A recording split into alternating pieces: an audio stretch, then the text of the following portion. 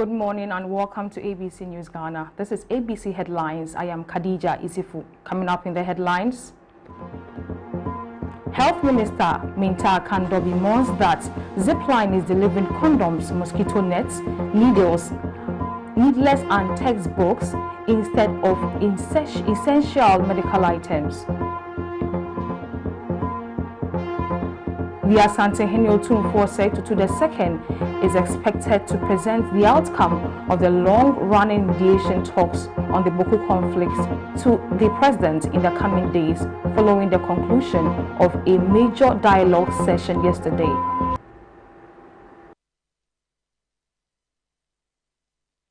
We have these and many more coming up. Do stay tuned.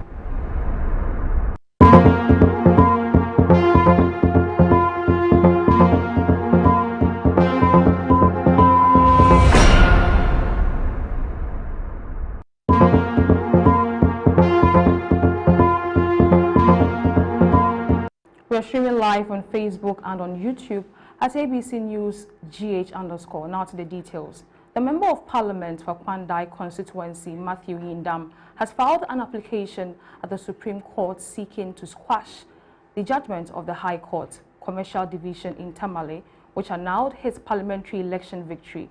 Yindam, through his legal counsel, Gary Nimako Mafo, argues that the High Court erred in assuming jurisdiction over the petition filed by the NDC candidate Daniel Nsala Wakpal, who challenged the December 7, 2024 parliamentary election result in Pandai. The petition filed on January 25, 2025 was submitted 32 days after the results were published in the Government Gazette on December 24, 2024, exceeding the 21-day statutory period prescribed under Section 18 of the Representation of the People Law 1992 PNDCL 284. Yindam contends that the delay rendered Wakpal's petition invalid and that the High Court had no legal authority to entertain it. The parliamentary election petition filed by the first interested party on 25th January 2025 in respect of the parliamentary election held at the Kwandai constituency on 7th December 2024 was invalid and could not have properly invoked the jurisdiction of the High Court Commercial Division Tamale. Yindam's affidavit submitted to the Supreme Court states the High Court ruling delivered on November 24, 2025 had annulled the entire Kwandai election and ordered a rerun within 30 days. Now seeking a judicial review in the nature of certiorari to quash the judgment, as well as processes and proceedings emanating from the allegedly invalid petition. The Supreme Court is expected to hear the matter on Tuesday, December 16, 2025. Yindam's legal team argues that the case raises a fundamental issue of jurisdiction, asserting that the High Court's decision, if allowed to stand, would undermine the administration of justice and statutory limits governing election petitions.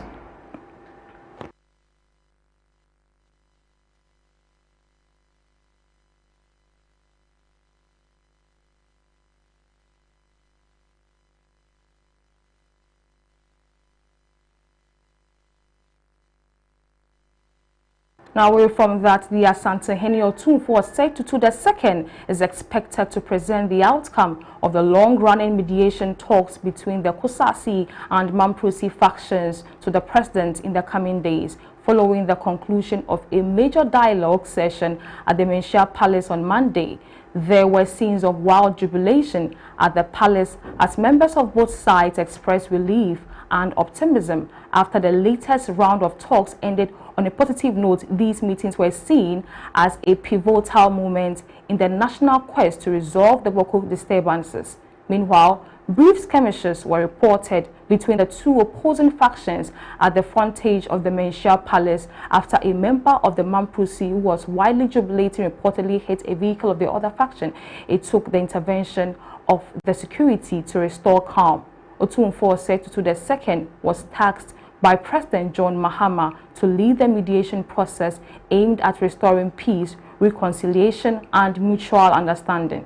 The Asante-Hene, who has been involved in several high-level peace negotiations in the past, is said to have steered the dialogue with firmness and neutrality. The Asante-Hene is set to convey a detailed report to the presidency. The presidency is expected to provide further direction once the Asante-Hene's report is submitted.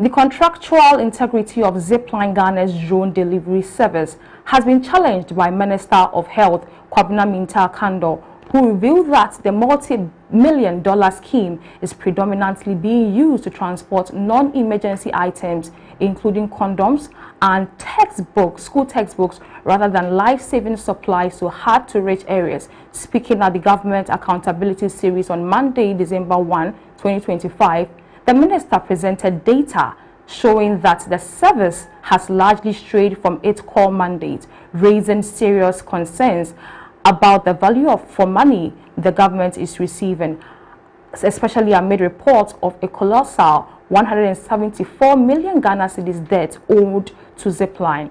The original contract for Zipline was focused on 2 critical areas, 7 hard-to-reach areas, and providing emergency medical services. However, the minister's review exposed a drastic diversion from this core mission.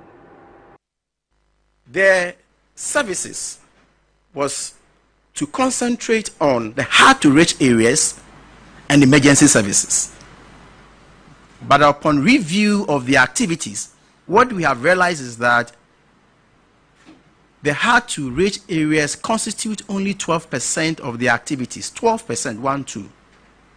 And emergency services is 4% of the activities. And it will interest you to know some of the items they fly.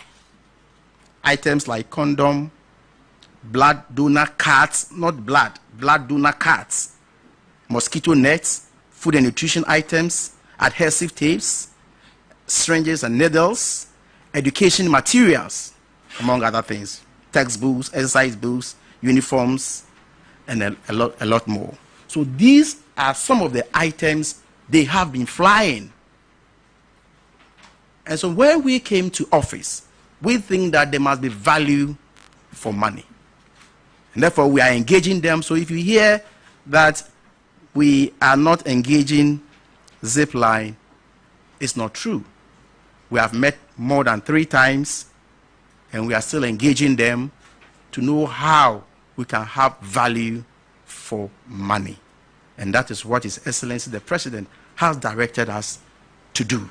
That in our respective ministries, we must make sure that whatever we are doing, we have value. While Health Minister Kwabena Minta Kando has bemoaned the colossal financial burden of the Zipline medical drone delivery service to the country, confirming that the government is obligated to pay the provider more than $500,000 every month, regardless of how few medical supplies are delivered. Speaking at the Government Accountability Series in Accra on Monday, December 1, 2025, the minister detailed the binding terms of the 2018 take-or-pay sole-sourced contract, which continues to impose massive fixed costs on the state budget. It was signed in 2018. It took effect in 2019. And as part of the contract, there were clauses known as take-or-pay clauses in the agreement. And the contract was sole sourced. Now, for every month, Ghana government was and is supposed to pay $88,000 per center per month. $88,000 per center per month.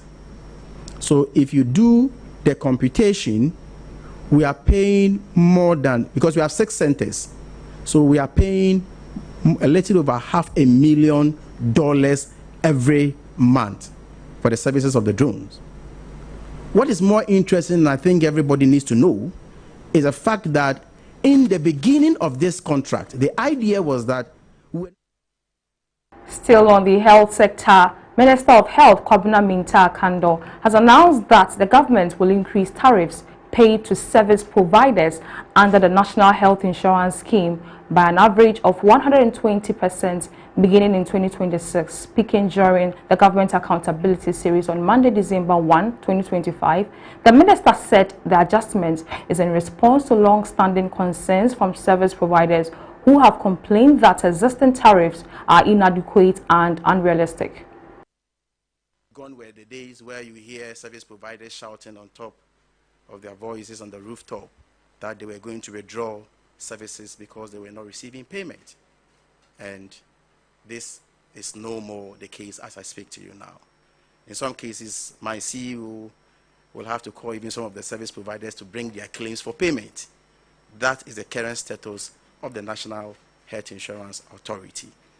And so it is not by coincidence that there is a lot of confidence in the National Health Insurance Scheme. The coverage was around 18 million people as at the time we took office, and I can confidently report that in a matter of less than 1 year, we are around 20 million people, which represent about 60% coverage. And beginning next year, we are going to increase the tariffs in the National Health. Now, away from the health sector, Nigeria's Defense Minister Mohammed Badar Abubakar has resigned. The presidency said on Monday with immediate effect. Presidential spokesperson Mayo Onanuga said in a statement that Abubakar was quitting on health grounds. His resignation comes amid President Bola Tinubu's declaration of a national security emergency with plans to elaborate on its scope in due course. The spokesperson said Nigeria has long been plagued by mass kidnappings, but the past few weeks have seen a surge in attacks and abductions by armed bandits. Most recently, gunmen attacked a church in Kogi State in central Nigeria, abducting the pastor along with nearly a dozen worshippers during a Sunday morning service. On Saturday, some 30 women, including a bride and visiting wedding guests, were kidnapped in Sakoko in northwestern Nigeria. In all, some 490 people have been abducted across multiple states in the past 2 weeks, according to Nigeria's Punch newspaper.